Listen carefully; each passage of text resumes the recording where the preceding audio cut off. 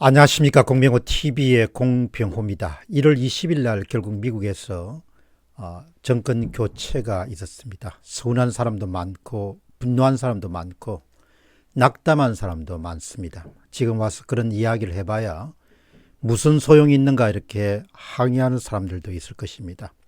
그러나 여러분이 아시다시피 역사에서 보면은 사실과 진실은 항상 당장 성공하는 것은 아닙니다. 미국에서 일어난 이해할 수 없는 일에 실망하고 낙담할 수도 있겠지만 결국은 미국인 스스로가 해결할 수 있는 문제지 외부 사람들이 응원한다고 해서 해결될 수 있는 것은 아닙니다. 그러나 역사 속에서는 어떤 진실은 1개월 안에 해결되기도 하고 또 1년 안에 해결되기도 하고 2년 안에도 해결될 수 있기 때문에 우리가 시간을 두고 그 문제를 지켜보고 또 뜻 있는 사람들은 노력할 그런 필요가 있지 않겠냐 생각합니다. 오늘은 그 경향신문에서 놀라운 그런 기사를 내보냈습니다. 그 기사 제목 자체가 파격적입니다. 부정선거 의혹, 트럼프는 부활할까? 제가 기억하기로는 한국의 주요 언론에서 부정선거 의혹, 트럼프는 부활할까? 이런 종류의 기사를 내보낸 적이 단 한 차례도 없을 것입니다. 작은 제목은 퇴임 이후 행보 주목, 고별사에서 부정선거 퇴치운동 언급의 힌트, 이런 종류의 소제목을 달 수가 없습니다. 글을 쓰신 분은 경향신문 내부에 있는 기자분이 아니고 홍성구 뉴스앤포스트의 대표 기자로서 현재 미국의 애틀랜타에서 활동하고 계신 분입니다. 그럼에도 불구하고 경향신문의 데스크가 이런 종류의 기사, 부정선거 의혹, 트럼프는 부활할까? 이런 종류의 기사를 내보내는 것 자체가 너무나 놀랍기도 하고 너무나 대단하다는 생각을 하게 됩니다. 아무튼 이런 기사를 내준 점에 대해서 경향신문의 데스크 계신 분들에게 정말 고맙다는 그런 생각을 표하고 싶습니다. 기사 내용은 트럼프의 퇴임 전후 이야기를 아주 잘 묘사하고 있습니다. 이 홍성구 대표 기자 본인이 미국 애틀랜타에서 지금 그런 인터넷 방송과 뉴스를 운영하고 있기 때문에 정확하게 문제의 본질을 파악하고 있기 때문에 함께 공유할 수가 있을 것입니다. 그런데 댓글만 하더라도 무려 150개 이상 정도가 달릴 정도로 댓글만 모아서 별도 방송을 해도 훌륭한 방송이 될 수 있을 것 같다, 이런 생각이 들 정도입니다. 한번 보시죠. 조 바이든이 46대 미국 대통령에 취임하면서 도널드 트럼프 전 대통령의 퇴임 후 행보에 관심이 집중되고 있다. 백악관을 내준 트럼프가 이제 무슨 일을 도모할 수 있겠는가, 이런 회의적인 이야기도 있고, 상원, 하원, 의회와 백악관을 모두 거머쥔 민주당이 트럼프가 두 번 다시는 정계에 나오지 못하도록 무슨 조치를 취할 것이라는 전망도 나오고 있다. 트럼프가 사업가였기 때문에 털면 무엇인가 나오게 돼 있다는 말도 나온다. 결국 그는 구속될 것이고 정치 인생은 끝날 것이라는 의견도 있다. 정말 트럼프는 이렇게 역사 속으로 사라지고 마는 것일까? 물론 지금부터 전개되는 주장은 홍성구 뉴스앤포스트의 대표 기자 주장이기 때문에 여러분들이 그런 개인적인 시각이라는 점을 염두에 두고 들어보실 필요가 있습니다. 정리되지 않은 탄핵 심판, 계엄령과 탄핵은 창과 방패처럼 팽팽한 긴장을 만들어냈다. 트럼프 전 대통령이 계엄령 카드를 만지작거리는 동안 민주당은 탄핵 카드를 내보냈다. 탄핵이 하원에서 가결되는 통에 트럼프는 계엄령을 끝내 쓰지 못했다, 이렇게 이제 진단하네요. 계엄령을 발령하면 발끈한 일부 공화당 상원 의원들이 세를 모아서 탄핵 심판을 하려 했을 가능성이 커지기 때문이다. 탄핵이 이루어지면 트럼프 대통령은 재계의 가능성을 완전히 잃게 된다. 트럼프가 수많은 부정선거의 증거물들을 손에 쥐고 있는 상태에서도 백악관을 떠나기로 한 이유는 결국 탄핵 카드를 막아낼 자신이 없어서였다. 그렇기 때문에 공화당 상원 의원들을 완전히 자기 편으로 끌어들이지 못했던 것이다. 하지만 탄핵 카드는 1월 20일 정오를 넘기면 사용할 수 없게 된다. 대통령직에서 물러난 일반 시민이 된 트럼프를 탄핵하는 것은 헌법에 위배되기 때문이다. 그랬다가는 오히려 트럼프의 정치적 재기를 돕는 꼴이 될 뿐이다. 잘못된 탄핵에 대한 헌법 소송은 트럼프가 다시 대권에 도전하게 될 기회를 제공하기 때문이다. 결국 백악관을 떠난 트럼프는 그제야 비로소 민주당과 다시 일전을 벌릴 수 있는 상태로 돌아온다. 아주 정확하게 트럼프 대통령의 마지막 단계를 홍성구 기자 나름의 관점에서 파악해서 우리들에게 들려주고 있습니다. 이런 것 자체를 경향신문 데스크에서 내기로 결정한 것, 이거는 정말 너무나 놀라운 일이죠. 그런 점에서 한국의 다른 주류 언론사들도 본인들이 의사를 발표할 없으면 미국에서 아주 정통한 그런 분을 모셔가지고 그를 실을 수도 있지 않느냐, 그런 아쉬움을 갖게 됩니다. 아무튼 지금까지 본 글 중에서 가장 최고의 글이기 때문에 여러분과 함께 좀 길지만 계속하겠습니다. 고별사에서 찾는 힌트. 트럼프 전 대통령이 1월 19일 날 내놓은 고별 인사에는 앞으로 어떤 활동을 하겠다는 특별한 언급은 없지만 몇 가지 힌트가 담겨 있다. 고별사에서 트럼프는 새 행정부의 행운을 빈다라고 말했다. 바이든 행정부라고 표현하지 않고 새 행정부란 표현을 고집하는 것은 아직도 그가 지난해 11월 3일 날 대선에 졌다는 것을 인정하지 않겠다는 의미다. 참고로 그는 떠나면서 한 장에다가 Joe, you know what I want. Joe, 내가 승리한 것 당신 알지? 이런 종류의 짧은 메모 형식의 편지를 남겼습니다.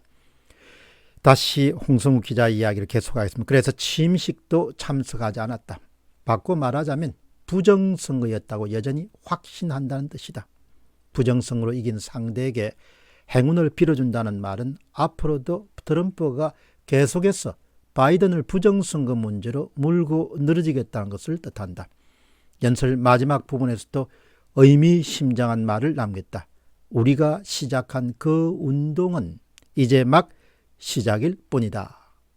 저도 이 대목에 특별히 주목했습니다. 1월 19일 날 고별 연설에서. 다시 홍성우 기자의 글입니다. 여기에서 우리가 대통령과 국민을 이야기하는 것인지 불분명하지만 그 운동이 불법 선거를 바로잡고 선거의 청렴성을 확보하기 위해서 선거법을 개혁하자는 운동이라는 것은 누구나 다 알아들었을 것이다. 다시 동력은 부정선거 의혹이다. 미국 조지아주 스와니에 거주하는 80대 한인 K씨는 인민생활 40년이 넘도록 공화당의 표를 던졌는데 이번 선거에는 바이든을 찍었다고 말했다. 그러나 그 결정을 곧 후회하게 됐다고 드러났다. 부정선거가 있었다고 믿기 때문이다. 다른 미국인들 역시 마찬가지다. 동영상과 의회산 정언들, 보수 매체들이 전해주는 각종 정언들, 부정선거의 증거들을 보면 크든 작든 충격을 받은 미국인들이 많았다. 이들은 선거를 조작하는 배후 세력이 있다면 미국은 제3세계 후진국보다 하나도 더 나을 것이 없다는 자괴감에 빠지게 됐다. 저의 해설을 더하면 가장 이번에 실망스러운 것은 미국이 스스로 만들어낸 문제를 해결하지 못하는 그런 지도층을 갖고 있다는 것 때문에 미국에 대해서 실망한 사람이 참 많았습니다. 그리고 앞으로 닥쳐오게 될 그런 자유사회에 대한 그런 어두운 그림자를 걱정했던 분들이 많았던 것이 사실입니다. 다시 홍성우 기자의 주장입니다.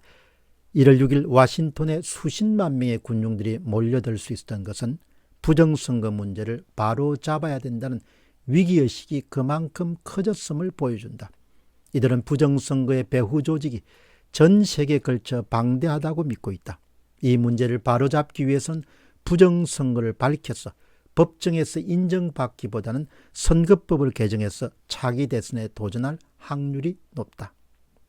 범국민 운동으로 긴 여정을 시작하다. 트럼프 전 대통령은 이를 위해서 여러 비영리 단체를 조직하고 체계적인 활동을 펼칠 것으로 보인다. 부정선거에 대한 증거 수집, 계몽활동, 소송전 진행, 선거법 개혁을 위한 작업 등 필요한 일이 많기 때문이다. 선거는 각 주의 국무부가 관장하고 있는 만큼 이를 개혁하기 위해서는 예상 경합주를 타깃으로 주법을 개정하려는 노력이 전개될 수 있다. 희망의 빛은 텍사스에서 나올 수 있다. 경합주는 아니지만 부정선거 퇴치에 대해서 강력한 의지를 보여준 만큼 트럼프에게는 든든한 우방으로서 선거법 개혁을 이끌 모델주가 될 것이다. 여기에다가 이번 선거에서 취약점이 발견된 미시간, 펜실베니아, 위스콘신, 애리조나, 조지아 등의 공화당 의원들이 주의회를 장악하고 있기 때문에 입법 추진이 용이하고 바이든 행정부의 새 정책이 이 지역의 주요 산업에 어려움을 가져올 수 있기 때문에 민심을 자극하기에는 좋은 곳이다. 게다가 이 주들은 샤이 트럼프가 많은 곳이다. 취소 문화와의 혈투. 트럼프 전 대통령과 그의 지지자들의 가장 큰 장애 문화는 취소 문화다. 한국의 왕따 문화와 유사한데 모종의 공포 분위기를 조성해서 트럼프 지지자가 옴싹달싹을 못하게 하는 것이다. 트위터와 페이스북 등이 검열과 계정정지 조치를 취하고 있고 트럼프 지지자 유명한 마이클 랜달이 운영하고 있는 마이필로 그런 친구업체가 유통업체인 콜스와 배드 베스 비욘드에서 퇴출당해서 물건을 팔지 못할 상황에 처해 있다. CNN은 공개적으로 농객들을 동원해서 케이블 회사들이 친트럼프 매체인 뉴스맥스와 OANN 등의 채널을 제거해야 한다고 종용하고 있다. 인터넷의 방송에서 사업에서 전방위 압박을 앞으로 더 거세질 것으로 보인다. 이런 움직임은 슬리핑 자이언트 같은 대형 진보단체들이 주도하고 있다. 트럼프는 트위터에서 쫓겨난 이후 새로운 플랫폼을 만들겠다는 의향을 밝혔는데 보수 진영을 위한 소통의 장이 마련될지 두고 볼 일이다. 트럼프 부활할까? 탄핵카드를 피한 트럼프는 지지자를 규합해서 범보수 시민층을 아우르는 새로운 비영리 단체를 조직할 것으로 보인다. 부정선거를 최대한 알림으로써 이것을 바로잡기 위한 선거법 개혁 노력에 집중할 것이다. 이는 2022년 중앙선거에서 최소 6석 이상을 민주당에서 공화당으로 뒤집기 위한 노력으로 연결될 것이고 그렇게 되면 하원은 공화당이 장악하게 될 것이다. 상원 역시 한 자리만 민주당에서 공화당으로 뒤집으면 된다. 이러한 과정은 트럼프가 공화당의 중심 세력으로 확고한 지위를 갖게 하는 계기가 될 것으로 보인다. 어쩌면 이 여정은 2년이 아니라 4년이 걸릴지도 모를 일이다. 홍승구 뉴스앤포스트의 대표 기자가 경향신문의 기관 1월 23일자 칼럼입니다. 부정선거 의혹 트럼프는 부활할까? 이런 기사를 한국의 언론에서는 일체 낸 적이 없습니다. 그러니까 너무나 놀랍기도 하고 정말 경향일보의 신문에 고맙다는 그런 생각이 듭니다. 제가 이 방송을 준비하는 바로 이 시간에 156개의 댓글이 달렸습니다. 뜨거운 관심입니다. 한번 들어가 보시면 거의 90% 이상이 미국의 부정선거에 대한 부분을 지적하고 있습니다. 파크님입니다. 경향신문이 웬일로 CNN이나 워싱턴 포스트 같은 극좌한 뉴스 받아쓰기를 안 하고 제대로 긴 기사를 썼습니다. 실시간 개표 방송의 표가 늘고 줄면서 극단적으로 바이든에게 표가 움직였습니다. 여러 국가가 동시에 해킹으로 바이든 표를 만들어낸 일종의 디지털 범죄입니다. SUNC님, 경향신문에서 이거를 실어주네요. 놀랍네요. JKPA님, 기자가 누구냐? 진정한 기자네. 중립적으로 쓰는 걸 보니 경향 사람이 아닌 것 같네요. CA91님, 역시 대표는 기사 쓰는 게 다르네요. 뉴스판의 춤추기가 한 줄기 빛입니다. 제가 미국 시민인데 지인이 우표 투표도 하고 현장 투표도 했습니다. 아무도 제지하지도 않고 항의한 거 없었습니다. 이게 투표입니까? 니마님, 드디어 국내에서도 첫 번째 바른 기자가 나타났습니다. JSP님, 여태껏 미국 관련 기사 중 가장 객관적이고 정확히 상황을 파악한 부분입니다. 몰라님, 이게 경향 데스크를 통과했네요. 사이로 부정선거 좀 다뤄주시기 바랍니다. 샤크님, 아직 우리나라에 이런 기자분이 계셨네요. 참 여러분 정말 오늘 경향신문 뉴스는 여러분이 오늘 방송을 보시고 한번 또 찾아서 정독해 보시기 바랍니다. 근래 보기 드문 정확하게 미국 상황을 파악한 그런 기사였습니다. 공병호 TV의 공병호였습니다. 감사합니다.